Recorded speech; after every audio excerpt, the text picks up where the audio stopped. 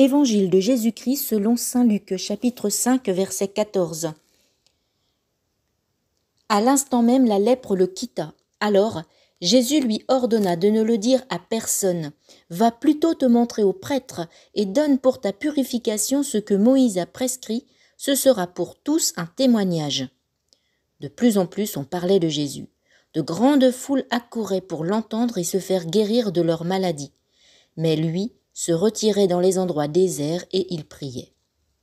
Un jour que Jésus enseignait, il y avait dans l'assistance des pharisiens et des docteurs de la loi, venus de tous les villages de Galilée et de Judée, ainsi que de Jérusalem. Et la puissance du Seigneur était à l'œuvre pour lui faire opérer des guérisons. Arrivent des gens portant sur une civière un homme qui était paralysé. Ils cherchaient à le faire entrer pour le placer devant Jésus. Mais ne voyant pas comment faire à cause de la foule, ils montèrent sur le toit et, en écartant les tuiles, ils le firent descendre avec sa civière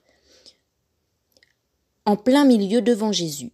Voyant leur foi, il dit : « Homme, tes péchés te sont pardonnés. » Les scribes et les pharisiens se mirent à raisonner. « Qui est-il celui-là ?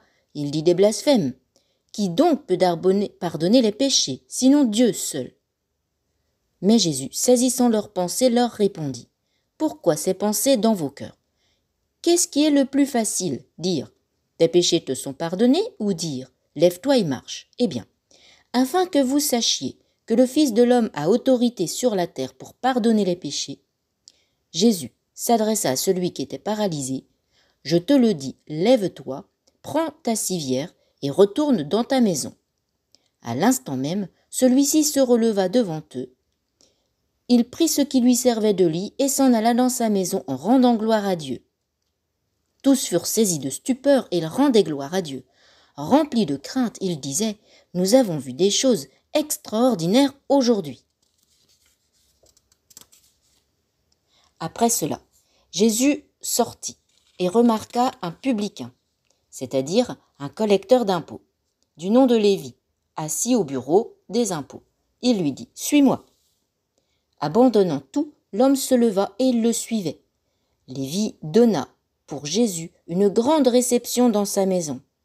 Il y avait là une foule nombreuse de publicains et d'autres gens attablés avec eux. Les pharisiens et les scribes de leur parti récriminaient contre lui.